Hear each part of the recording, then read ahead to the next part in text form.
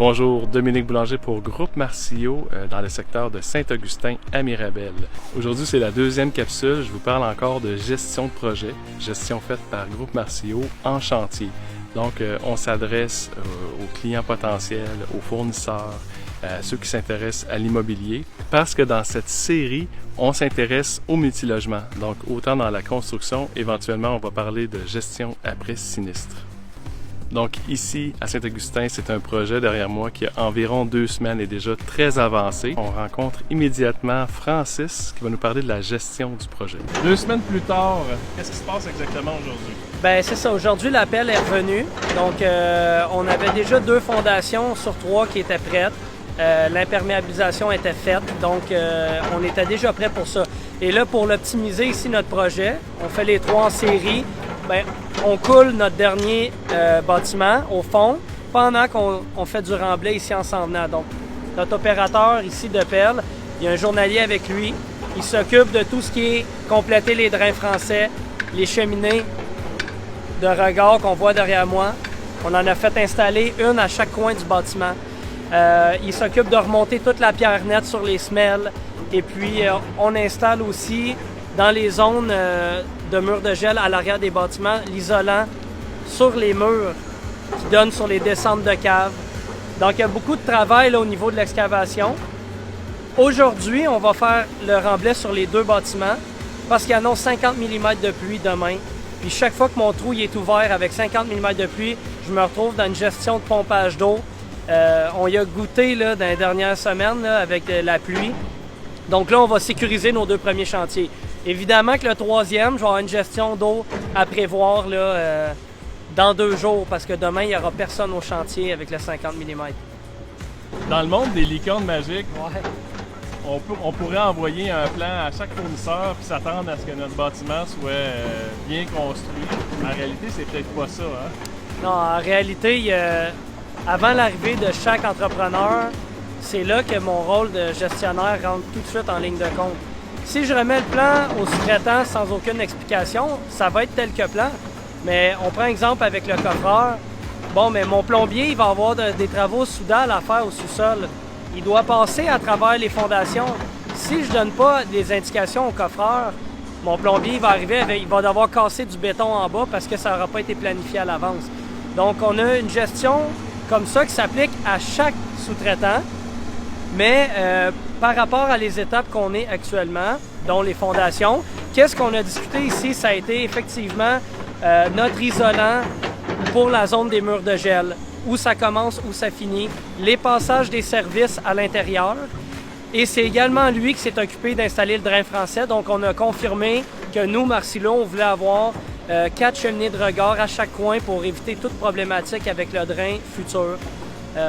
C'est vraiment le genre de point qu'on a discuté qui est très important à valider avant le début de la construction. Donc ça, j'ai remis un plan spécifique au coffreur avec des surligneurs finalement là, pour son plan lui. Telle hauteur mes bottes porte-patio, en jaune les services de mon plombier, etc. Faut qu'on se parle absolument. Mais ça, c'est mon travail à moi de lever les flags en parlant avec ces gens-là. Pour un chantier comme celui-là, on peut estimer à combien de visites semaine? Comment ça fonctionne, là, ta présence sur le chantier? C'est pas tant des visites semaine établies comme la nécessité de venir voir une étape importante au chantier. On engage des professionnels parce que on sait qu'ils savent exécuter leur métier que nous, on ne saurait même pas exécuter. Mais on connaît les normes en vigueur de construction. Donc, ici, on répète 3 fois un même bâtiment. Ma présence avec le coffreur, exemple, et l'excavation était plus forte quand on était au premier bâtiment. On vérifiait ensemble si tout était tel qu'entendu dans notre estimé. Du moment qu'on a fait la vérification d'une construction et que ça passe, que c'est conforme, c'est sûr que ma présence après était moins requise, dans le sens où là, on répétait déjà une 2e puis une 3e fois. Pourquoi aujourd'hui je suis revenu? C'est pas juste parce qu'il coulait un 3e bâtiment. J'avais déjà le retour de l'appel qui venait. On avait l'isolation à installer sur nos fondations.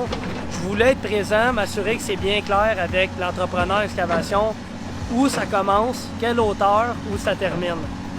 Oui, initialement, quand on s'est parlé à l'étape de soumission, c'était déjà tout convenu Mais reste que facilement, il peut y avoir une ambiguïté. Puis on l'a vécu ce matin. Moi, je suis arrivé ici 1 heure après le début du chantier parce que j'étais ailleurs. Et quand je suis arrivé, j'ai remarqué que l'isolant n'était pas conformément installé. J'ai parlé avec l'opérateur de pelle. Lui, il a eu des instructions. Puis là, tu vois, ça va loin dans le sens où le chargé de projet de l'entreprise a transmis à l'opérateur. Puis, oups, on a eu une erreur. On a tout de suite rectifié. C'est déjà fait en ce moment. Donc, là, on a un beau travail d'équipe aussi de la part de notre entrepreneur. C'est déjà fait. Mais si j'étais arrivé 3-4 heures plus tard, on aurait répété l'erreur sur un autre bâtiment. Puis là, c'est pire en pire. Merci Francis pour la gestion. C'est excellent. Donc, on va se voir dans les épisodes à venir. Sur ce projet-là, on est au tout début. Là. Ouais. On a plusieurs étapes intéressantes à venir. Sûrement qu'on va se revoir d'ici une semaine ou deux. Ouais. La prochaine grosse étape, c'est quoi? Charpente. Charpente, hein? On s'est du déjà vu qu'on se redise ça, mais la prochaine étape, c'est... Là, ce qu'on a hâte, c'est l'arrivée du menuisier. Un nouveau fournisseur. Oui, un nouveau sous-traitant.